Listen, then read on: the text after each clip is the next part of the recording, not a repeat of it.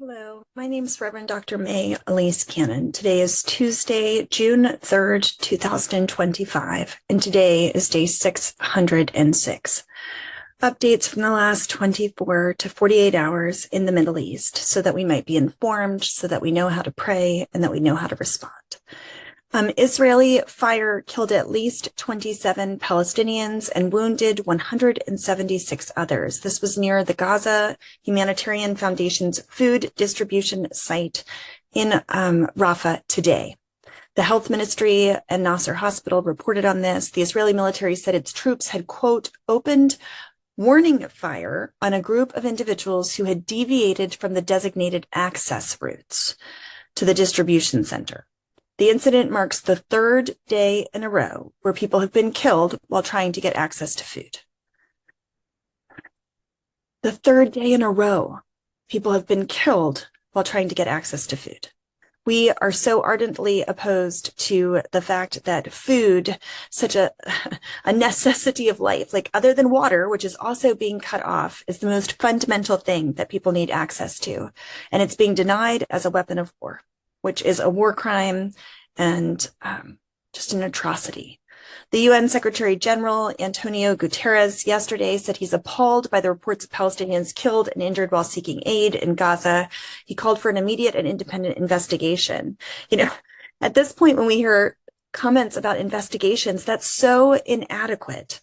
Only the international community can make it stop. So please call on your governments, wherever you may be, to tell them that they have to demand that Israel allow unfettered humanitarian access and food into the Gaza Strip.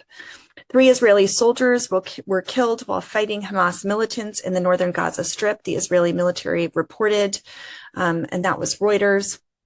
And then many in the world are watching the Madeleine Gaza flotilla. People are asking who's on board and how far has it reached so far.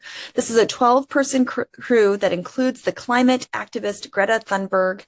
It's expected to reach Gaza on June 7th. It's a ship carrying humanitarian aid. The Madeleine ship was launched by the Freedom Flotilla. We've talked about that group before, the Freedom Flotilla Coalition.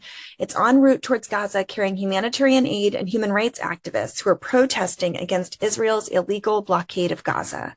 The vessel has set sail in response to the total aid blockade of the enclave since March 2nd, which has resulted in the deaths of dozens of children due to starvation. More of the 90% of the enclave's 2.3 million people are facing acute food shortages, according to aid groups. The Madeleine was named after Gaza's first and only fisherwoman who departed Catania, Sicily on June 1st, just 1 month after Israeli drones bombed Conscience, which was another Freedom Flotilla. We talked about that attack, that drone attack of that Freedom Flotilla. So that was just 1 month after Israeli drones bombed that ship off of the coast of Malta. The 2,000-kilometer or 1,250-mile journey is expected to take 7 days, provided there are no disruptions. The ship's location is being monitored. You can watch that live at Forensic Architecture, though it's using its onboard tracking system. The latest location as of today, 1500 GMT, was some 600 kilometers or 375 miles from Sicily. I pray that their efforts might be effective. In terms of Iran, Iran is poised to dismiss the nuclear proposal from the United States, according to a senior Iranian diplomat, saying it's a non-starter and it's completely one-sided. Separately, a senior Iranian source told CNN that the U.S. proposal is incoherent and disjointed.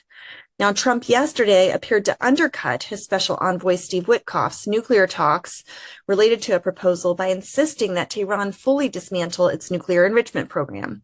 According to Axios, Witkoff's proposal would have allowed Iran to retain low levels of enrichment for civilian uses, such as nuclear medicine and commercial power. The U.S. has reached, quote, an understanding, end quote, with Damascus in Syria on a plan to transparently incorporate thousands of foreign jihadist fighters who fought alongside Syrian rebels into the new Syrian National Army. So this is an agreement, according to Thomas Barak, the U.S. ambassador to Turkey and the special envoy to Syria. He's the one that made that announcement. Also, it was announced today that the U.S. is going to reduce our military presence in Syria, keeping only one of our bases there operational. The U.S. envoy says Syria's strategy will not be like the 100 years of last, and troops are already pulling out of Syria. So the U.S. is shutting down most of its military bases, consolidating its operations into one single location. This is a part of a policy overhaul that was announced by the new special envoy. Again, that is the U.S. ambassador to Turkey. So Thomas Barak is the U.S. ambassador to Turkey and the special envoy to Syria. So he made the announcements about this. He was appointed, Thomas Barak, by President Donald Trump last month, as I mentioned, as the U.S. ambassador and the special envoy for Syria. And he said the shift marks a rejection of Washington's past century of failed approaches to Syria. U.S. forces are expected to withdraw from 7 of 8 bases, including those in Deir az-Zor province in eastern Syria, with remaining operations centered in Hasakah in the northeast. 2 security sources told the Reuters news agency that the U.S. military hardware and personnel have already begun relocating. All troops are being pulled out from Deir az-Zor, one source told Reuters. And that was in April. Now, one of the concerns about a U.S. withdrawal to this degree is that the United States military presence has been in large part to mitigate against the resurgence of ISIS and other militant groups. I've talked about in past weeks and past months the significant concern about ISIS fighters and generations of militants that have been in a prison that has had security from U.S. military personnel. And so many of the analysts are saying that's one of the biggest concerns. In terms of U.S. developments, prosecutors this week charged the man who was accused of using a flamethrower to attack the demonstrators in Colorado who were expressing support for Israeli hostages with federal hate crime. And so that charge and state charges of attempted murder have been shown in court documents. According to the court filings, the man told investigators that he planned the assault for a year and that he wanted to kill all Zionist people and wished that they were dead. I've mentioned when I gave the update on that violence is not an answer and does not serve anyone's cause. So we have to absolutely condemn those actions, the killing of the Israeli embassy staff members here in Washington, D.C. in past weeks. Violence begets violence. You know, Jesus said that in the Garden of Gethsemane, and those actions only perpetuate the fear that is experienced by many in the international Jewish community, and they do not advance the cause for Palestinian justice. I also wanted to call your attention to a crisis that's unfolding in Egypt. A controversial court ruling was just passed that is related to the ownership of an ancient monastery on Mount Sinai, and it's caused an international outcry. I'm sure you're familiar with the story of Moses going up onto Mount Sinai to receive the 10 Commandments. Many believe the location of that particular mountain is Mount Sinai in Egypt, in the Sinai Peninsula. St. Catherine's Monastery in Egypt is a significant religious historical site. It's located at the foot of Mount Sinai. It's one of the oldest working Christian monasteries in the world, and it's renowned for an ancient library and collection of religious manuscripts and icons.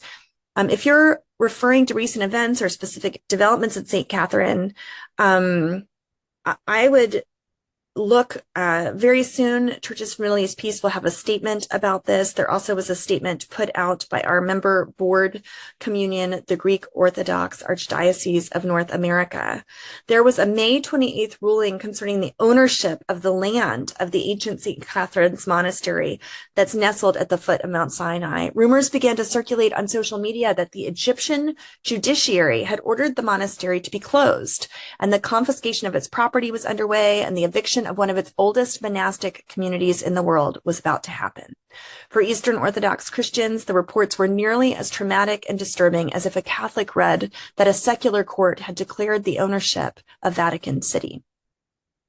The Egyptian government quickly challenged that interpretation of the recent ruling. Nevertheless, there is still abundant and considerable disquiet. The monastery is a major pilgrimage destination, not only for Eastern Orthodox Christians, but Protestants and others as well, especially in Greece and Russia. It forms an autonomous Greek Orthodox church that's known as the Church of Sinai, but it has a close relationship with the Greek Orthodox Patriarchate of Jerusalem, whose patriarch is Patriarch Theophilus, who we know well, traditionally consecrates the Church of Sinai's head, which is currently Archbishop Damianos. Now, what did the court ruling say? In 1980, the Egyptian government asked property owners whose land was not already listed in an official registry to file declarations of ownership. St. Catherine's Monastery filed 71 declarations covering chapels, gardens, and other parcels of land. And in 2015, the authorities of the South Sinai Governorate, which covers St. Catherine's Monastery, turned to the courts in an effort to assert state ownership over the monastery's plots of land. In an effort to resolve the legal dispute, the monastery entered into discussions with the South Sinai authorities and also the Greek government, which takes a strong interest because of the connections of the Greek Orthodox Church. Now, according to Greek media, a draft agreement recognized that the monastery building, its plots, and the church were the property of the monastery, belonging to the Greek Orthodox Church. But according to church leaders, the agreed upon language was not applied. And this year, just on May 28th, a few days ago, the Egyptian Court of Appeals issued a wide ruling interpreting the monastery as state property while recognizing the monks' right to perform their religious duties at the site. But the 160-page text was of such complexity, 160 pages, that even legal professionals struggle to grasp it fully. Consequently, these lands are considered state property, was written in that text. Among the first church leaders to respond was Archbishop Elpidophoros, the primate of the Greek Orthodox Archdiocese of North America, or of America. The Greek Orthodox Archdiocese is a member communion of Churches for Middle East Peace. In a May 29th statement, His Eminence Archbishop Elpidophoros said, "The recent judicial actions threaten to confiscate the monastery's property and disrupt its spiritual mission are deeply troubling.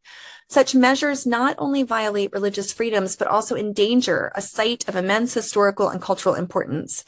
It's imperative that the Egyptian government honor its previous commitments to protect the monastery's autonomy and heritage. We agree and are working on a statement now alongside of the Greek Orthodox Church so that Churches for Middle East Peace will stand in solidarity to call on the Egyptian government to preserve Christian identity, culture, and the ownership of the site." On a personal note, I wanted to let you know that I just had an article that was published that I've been working on since very shortly after October 7th, 2023. The article was published in Christian Relief, Development, and Advocacy. It's an academic journal, but the article is really more of a diary, if you will. The article is entitled, "What Jewish Trauma and Genocide in Gaza Taught Me About Collective Liberation." The summary of the article that was written by the editors said this: drawing on personal experiences, theological reflections, and history, Reverend Dr. May Elise Cannon reimagines peacemaking, resolution to conflict and violence, and collective liberation. Following both the author's time spent in the Holy Land and the events of October 7th and what followed, the author argues for a Christian response that gives witness to the suffering in Gaza and for all who suffer. Cannon explores the idea that to seek justice and pursue peace it is essential to abhor evil and cling to what is good. That comes from Romans chapter 12, verse 9. Arguing that the Christian's call is one of collective liberation, Cannon considers new ways to respond to violence and affirms the Christian commitment to God's promises of peace. My hope and prayer is truly that we might all be liberated. People in Gaza who are suffering so viscerally, all who are suffering physically from physical constraints of pain and violence and suffering here on this earth, but that we might also be liberated from anything that hurts our hearts and damages our souls. Might the Holy Spirit, the divine comforter, come and enter into those most broken places within us, within Gaza and the occupied Palestinian territory, within all of the Middle East, including Israel, and around the world. Might God go before us in the name of Christ. Amen.